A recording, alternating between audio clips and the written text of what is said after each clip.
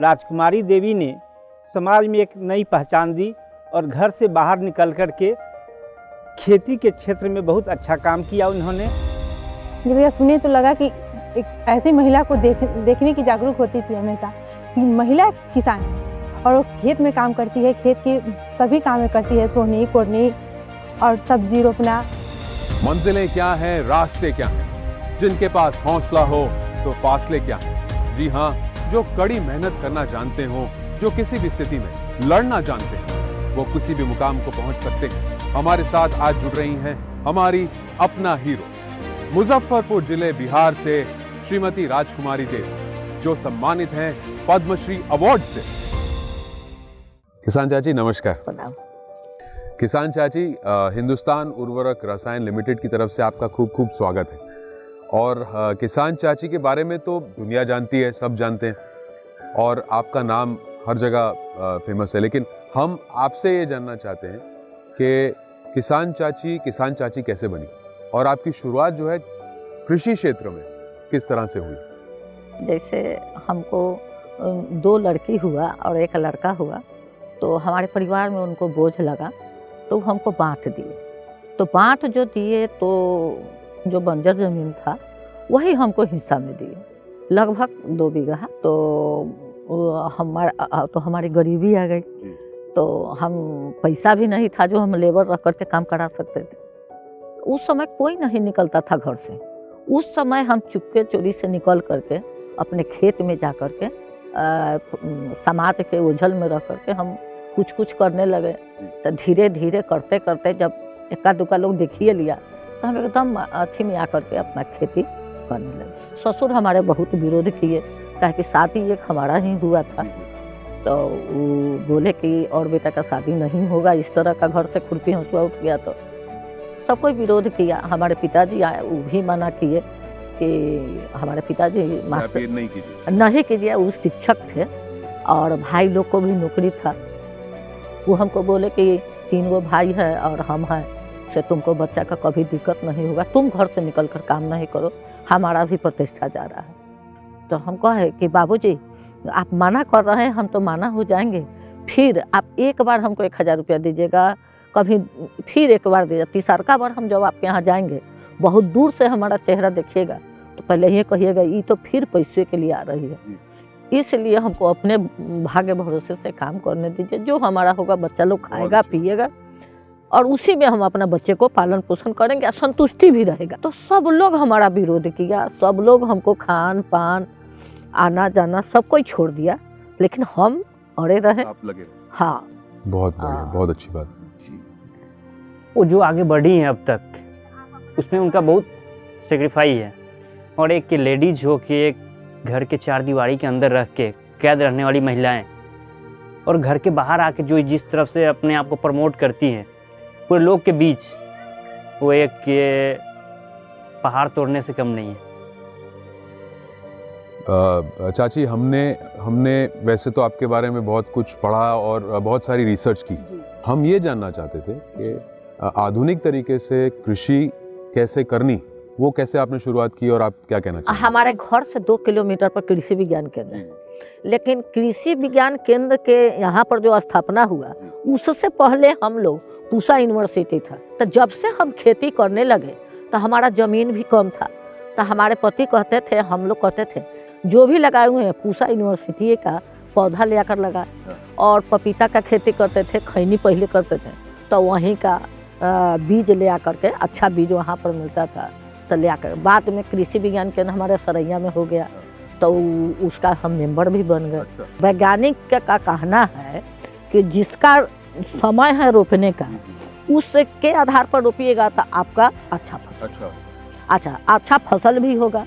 उसका पानी कैसे देना है, उसका केरौनी कैसे करना है, उसका जो भी करना है वैज्ञानिक तरीके से कीजिएगा तो वो आपका सही होगा।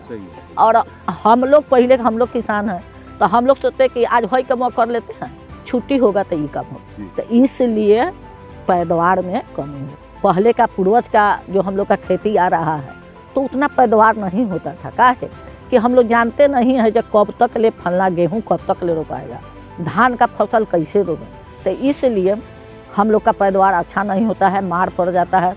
कहा कि समय से कुछ समय हो जाने पर उसका फसल का पैदावार ज़्यादा नहीं। तो वो लोग उसी तरह हम वैज्ञानिक जी जैसे कह रहे हैं कि कब तक ले कौन चीज़ उस तरह का आप लोग कीजिए, हम करते हैं, आप भी कीजिए, आपका फसल अच्छा होगा। तो धान के लिए सीधी विधि भी बताए। हमारे सरैया प्रखंड में चाहे बिहार में सीधी विधि का बहुत बताया गया, लेकिन लाइन बाय लाइन नहीं होता है। लेकिन पहले के लोग जो धान का जो रोपनी करते थे 5-6 कल्ले लेकर रोपते थे, लेकिन अब नहीं, अब एक ही कल्ला लेकर रोपते हैं, अच्छा फसल होता है। गेहूं में भी सीधी विधि का है बुआई, तोरी में नहीं होता है, बंगला हुआ, मकई हुआ, ये सब में लोग करते हैं, बहुत अच्छा फसल होता है। सबसे महत्वपूर्ण सवाल हम ये जानना चाहते हैं, हमारे दर्शक और सारे किसान भाई भी ये जानना चाहेंगे कि आपको किसान चाची का नाम किसने दिया? किसान चाची का नाम अब किसान श्री मिला तो बड़ बुजुर्ग लोग किसान श्री कहे, अब बच्चे लोग किसान चाची कहने लगे। किसान चाची जब कहने लगे तो किसान चाची से हम प्रसिद्ध हो गए। तो हमारे यहाँ 2010 में माननीय मुख्यमंत्री नीतीश कुमार आए थे, तो वो भी हमको किसान चाची संबोधित किए।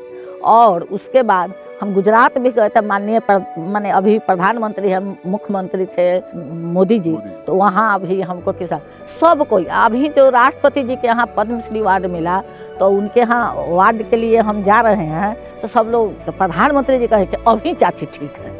तो हमको बहुत गर्व होता है, राष्ट्रपति जी भी चाची कहें, सब लोग हमको किसान चाची के नाम से संबोधित करते हैं। और बहुत लोग के चिट्ठी, चाहे कोई पत्रिका, कोई भी चीज़ जो बुक होता है तो लोग का पति का नाम लिखाता है, वो लोग कहे कि नहीं, जब ये अपना नाम अपने नाम से ही प्रसिद्ध हो गई तो हमारे किसाने चाची के नाम से कहीं से कोई चीज़ आता है। तो बहुत हमको गर्व लगता है कि हम अमिताभ बच्चन जी भी बुलाए, वो भी किसाने चाची के हैं, सुभाष चंद्रा जी भी बुलाए, वो भी, सब लोग बहुत हर्ष के साथ कहते हैं किसान चाची। मैं किसान चाची की बेटी हूँ।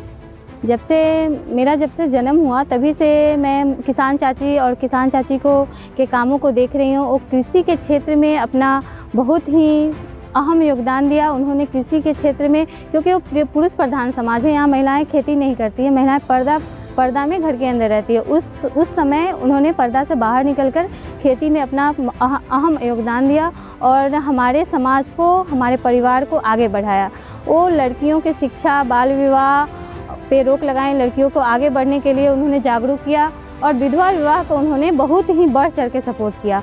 जो हमारे किसान मित्र हैं, जो और दर्शक हैं, उन्हें क्या संदेश देना चाहेंगे कि उनके घर में आज की तारीख में जो महिलाएं हैं वो भी बाहर आ सकती हैं, वो भी इस तरह का काम कर सकती हैं, खेती में हाथ जोड़ा सकती हैं? जो गांव की महिला है सब 4 बजे भोर के उठती है, वो अपना काम उसी समय से करती है। तो हम महिला से रिक्वेस्ट करेंगे कि ऐसा बात नहीं है खेत में कोदारी ही चलाना बहुत बड़का भारी बात नहीं है, खुरपी ही चलाना बड़का भारी बात नहीं है। जो आपका खेत में उत्पाद आपके पति कर रहे हैं उसको घर में भी बना करके, और उसको जैसे अपना छोटा मोटा, जैसे हमारा प्रखंड है सरैया है, वहाँ पर दुकानें दीजिएगा तो अच्छे लोग गांव का बना हुआ चीज़ खरीदने के लिए बहुत उत्सुक रहते हैं। तो हम कहेंगे कि महिला सिर्फ करेगी तो नहीं होगा, उनका पति भी सहयोग करे और दोनों मिल करके कुछ न कुछ नए वेराइटी का उत्पाद करें और समाज में उनको बेचें और अपना विकास करें। और इनसे सबसे बड़ा प्रेरणा मिली कि मैं उपजाया हुआ सामान को, प्रोडक्ट को कैसे यूज करें। जैसे बड़ी बड़ी फैक्ट्री करती है उससे छोटे छोटे फैक्ट्री में बना के इस सामान को यूज करने की क्षमता हमको बताया गया और इनसे प्रेरणा मिली। उनका संपर्क जो है ना वो हमारे ग्राम स्तर से लेकर जिला तक है।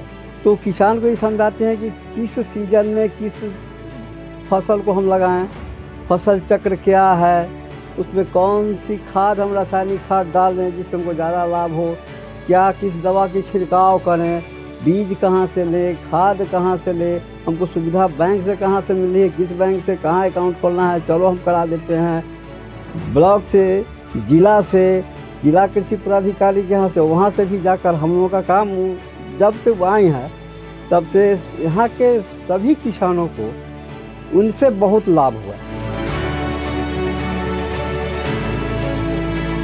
किसान चाची, पद्मश्री जो कि इतना बड़ा पुरस्कार हमारे देश का, और वो आपको मिला, आपको कैसा लगा और आपका क्या विचार है उसके बारे में? जब अगले 25 जनवरी को जब पद्मश्री का जब घोषणा हो गया तो हमको दिल्ली से फ़ोन आया जो आपको पद्मश्री अवार्ड मिल रहा है, आपको कैसा लग रहा है।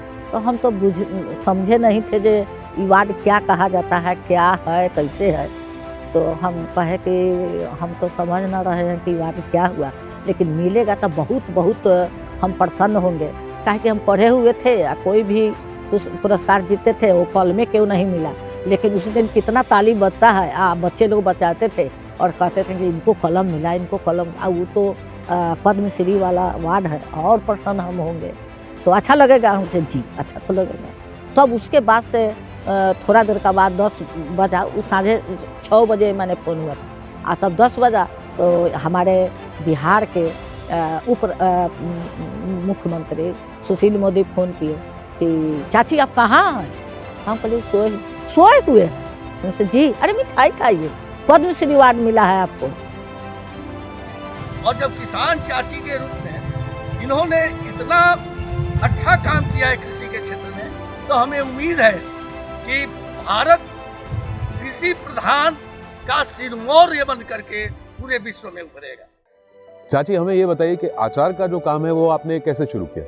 अचार बनाते हैं तो पहले तो अपना जो सामान था, आम था, ये सब लेकर के बनाते थे, लेकिन हमारे ग्रुप के महिला को जैसे गोभी हुआ, टमाटर का भी अचार बनाते हैं, हरियर मिरचाई हुआ, ओल हुआ, ओल हम अपने रोपते हैं, उससे हमारा पूरा भरपाई नहीं होता है।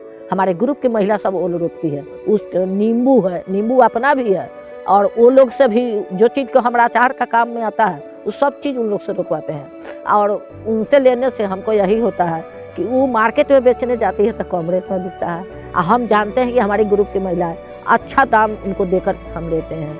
और अचार भी बनाते हैं तो हम सोचते हैं कि हम जो अचार बिना केमिकल का बनाते हैं और शुद्ध तेल का बनाते हैं। हमको बुझाता है कि यही अचारवाना प्रधानमंत्री को दिए थे, यही अचारवाना हम ममता बच्चन जी को दिए थे, यही अचारवाना मुख्यमंत्री जी के यहाँ हटाता है, यही अचारवाना मुख्यमंत्री जी के सचिव चाहे जो लोग बड़ी पदाधिकारी लोग देते हैं। और किसान जो हमारे किसान लोग हैं उन्हीं से हम सामान खरीद करते हैं, उनको भी फायदा देते हैं और अपना भी फायदा करते हैं। हम किसान भाई से कहेंगे कि कुछ ना कुछ खेती से जुड़ा हुआ सामान को अपना भी प्रोडक्ट्स बनाए और अपने भविष्य को उज्जवल करे, अपने समाज को अच्छा समझे। आप हमारे किसान भाइयों को और इस कंपनी की तरफ से अगर किसानों को कोई संदेश आज देना चाहें तो क्या कहेंगे? हम बहुत प्रसन्न हैं हिंदुस्तान उर्वरक रसायन लिमिटेड के इस तरह का किसान को आकर के ऊपर तो ही किए कि आप इस तरह का खेती कर रहे हैं, हम लोगों को दिखाएंगे। तो हम कहेंगे किसान भाइयों को जो देख करके प्रसन्न होइए और सीखिए, कहीं माने आपको दिक्कत नहीं होगा। आप अपने विकास के लिए कुछ न कुछ करते रहिए। जो आपको ज़मीन मिला हुआ है उसको वेस्ट माने नहीं कीजिए, उसमें आप अपना खेती करके और आए। खेती जो है ऐसा नहीं सोचिए जो कोई नौकरी कर रहा है तो बड़ा आदमी हो गया। खेती करके जो बड़ा भी है वो भी तो चावल खाता है, गेहूँ खाता है, तो हम लोग अन्नदाता है। तो आप खेती करके आगे बढ़िए, उससे प्रोडक्ट्स बना करके, और कभी झिझक को तोड़ करके जे हम किसान हैं, किसान सबसे बड़ा चीज़ होता है, काहे कि अन्नदाता है, और आगे बढ़कर काम कीजिए। मेरी माँ के लिए उनका बहुत अनमोल कहानी सब है जो हमको याद है और हम देखे हुए हैं। जब वो साइकिल से जाती थी, हम भी उनके साथ चलते थे कभी कभी साइकिल से। तो अगर बगल से कोई साइकिल से जा रहा है, अगर उनसे ज़्यादा तेज़ निकल गया, पहले आगे निकल गया, तो वो चाहती थी कि हम उससे और आगे निकल जाए। वो हमेशा आगे आने के लिए प्रेरित रहती थी, वो हमेशा आगे आने के लिए प्रेरित रहती कि हम आगे रहें और हमारे साथ जो भी चले वो आगे रहे। और वो हर तरह का काम करती थी। उसके बाद वो किसान खेती के साथ साथ वो व्यवसाय के लिए चुनी कि अगर कोई आदमी किसान खेती करता है और खेती के साथ कोई उत्पाद उसका उपज है, उस उपज को अगर मार्केट में ले जाना है, अगर मार्केट में आज बिक्री नहीं हुआ, वो कल के लिए बच गया, तो उस चीज़ को प्रसंस्कृत करके यानी कि उसको अचार बना के वो बेचती हैं, जिससे वो किसानों को भी आमदनी होती है, उचित मूल्य मिल जाता है। और हमारे गांव की महिला जो घर पे बैठी रहती है उनको कोई रोज़गार नहीं मिल पाता, उनके लिए वो रोज़गार का काम हो जाता है कि उनको पढ़ने की आमदनी हो जाती है उससे। हम चाहते हैं कि हमारे बच्चे भी हैं जो छोटे छोटे हैं वो भी किसान चाची से सीख कर खेती करें और आगे बढ़ें।